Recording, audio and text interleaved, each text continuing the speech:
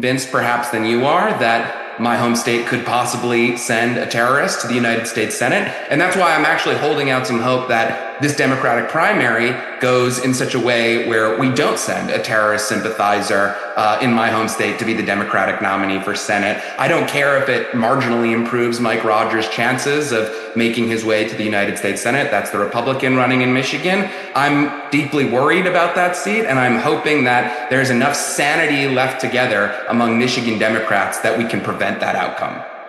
And Jesse, I want to ask you about Iowa, because there was a big race in Iowa last night that a lot of people are using as a bellwether for the possibility that Republicans could unexpectedly lose a Senate seat in Iowa in this election cycle because Joni Ernst stepped out. So that election seat was a GOP primary for governor in which President Trump had endorsed Randy Feenstra, who was I believe originally he had replaced, who was it? Steve. I forget the name of the very controversial Republican. Steve King. Steve King had been replaced by Randy Feenstra. Feenstra was then running for governor. He had been endorsed by a lot of sort of the more establishment and President Trump figures. He was defeated by a sort of Maha Republican who is friendly with kind of the kooky wing of the Republican Party, shall we say. And there are some indicators that right now, for example, Cook Political just moved that gubernatorial race into toss-up area.